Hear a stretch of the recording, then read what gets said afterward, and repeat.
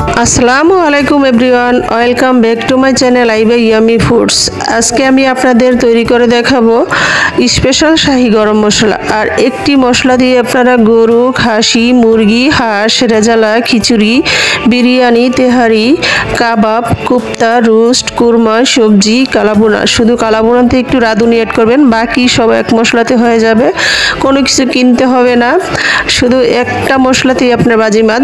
আর একটি মশলা যদি থাকে আপনার রান্নাতে, রান্নাটা পারফেক্ট হবে আর টেস্টও হবে সবচেয়ে বেস্ট। চলুন দেখা যাক। এখানে আমি নিয়ে নিলাম 1.5 চামচ গোলমরিচ, শাহি এলাচ 4টি, তেজপাতা 4-5টি, ছোট এলাচ 1.5 চামচ, পোস্তদানা 2 চামচ, মরিচ গুঁড়া 2 চামচ, বাদাম 3 রকমের 2 চামচ, শাহি জিরা 1.5 চামচ, কাবাব চিনি 1.5 চামচ। কাবাব চিনিটা গোলমরিচের মতো, শুধু একটা ডাটা আছে।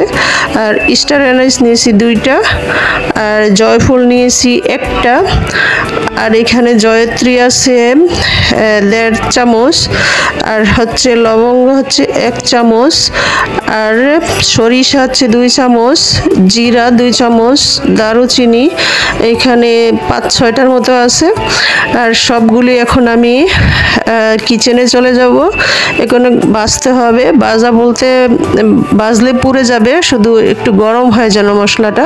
সব ভারী মশলাগুলো আমি এখন দিয়ে দিচ্ছি, যেমন দারুচিনি, বড় এলাচ, ছোট এলাচ, তারপরে যদি আস্ত মরিচ দেন আস্ত মরিচটা আগে ভেজে নেবেন।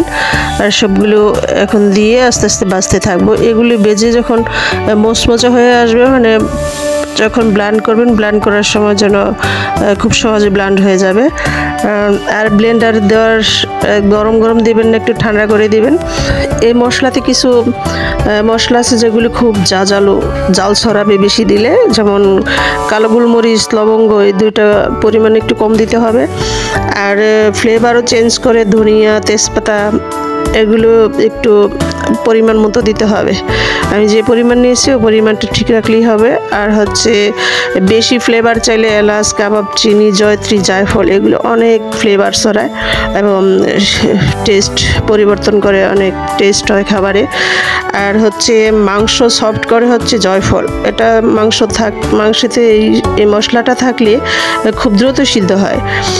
আর এইখানে কাবাব চিনি, জয়ত্রী, জায়ফল, আর হচ্ছে স্টার এনাইস, শাহি জিরা, শাহি এলাচ এই কয়েকটা বাদ দিলে আপনার সাধারণ গরম মশলা হয়ে যাবে। শুধু গরম মশলা আপনার সব জায়গায় দিতে পারবেন, তবে শাহি গরম মশলা বলছি যে সব কিছুতে এটার শাহি একটা টেস্ট আসে, এই জন্য শাহি গরম মশলা। আশা করি আজকের রেসিপিটি আপনাদের ভালো লাগবে। আর ভালো লাগলে আমার চ্যানেলটিকে সাবস্ক্রাইব করুন, ভিডিওতে একটা লাইক দিয়ে রাখুন, আর পাশে থাকা বেল আইকনে ক্লিক করুন, যাতে আমি নতুন কোনো ভিডিও আপলোড করলে আপনারা সবার আগে পেয়ে যান।